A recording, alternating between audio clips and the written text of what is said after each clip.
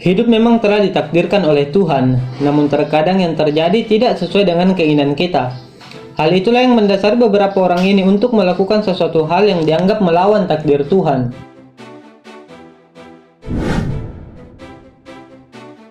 Sekitar tahun 2500 sebelum Masehi, seorang raja bernama Gilgamesh menebangi banyak pohon besar di Kader Forest untuk membuat pagar terkuat sekaligus untuk memuluskan hasratnya mencari rahasia hidup abadi.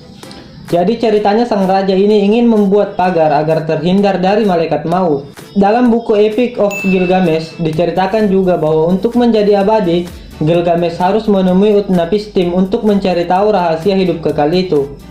Menurut Utnapishtim sendiri, Gilgamesh harus menemukan tanaman ajaib yang terletak di bawah sebuah sungai. Namun sebelum menemukannya, seekor ular berhasil menelan tanaman itu. Akhirnya Gilgamesh gagal menjadi manusia abadi.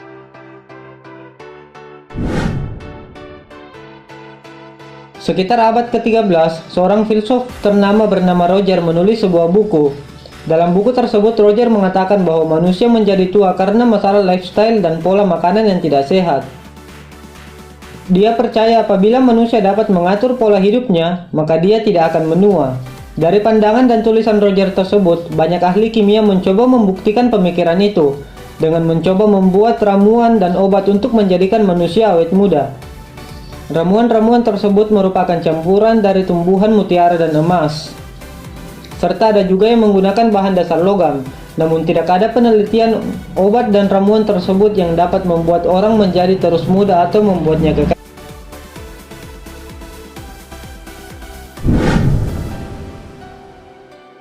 Sekitar akhir tahun 1700-an, seorang berkebangsaan Skotlandia bernama James Graham yang tinggal di London mengatakan bahwa dia mampu hidup sampai umur 150 tahun lamanya.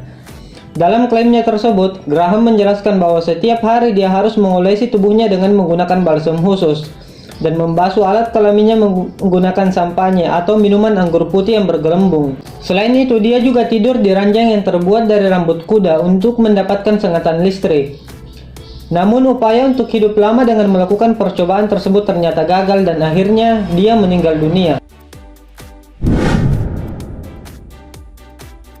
Pada tahun 1964, seorang fisikawan bernama Robert mempublikasikan bukunya dengan judul The Prospect of Immortality. Dalam bukunya dia menjelaskan bahwa dengan membukukan tubuh, maka di kemudian hari yang dikehendaki akan dapat dibangkitkan kembali dengan teknologi pembangkit.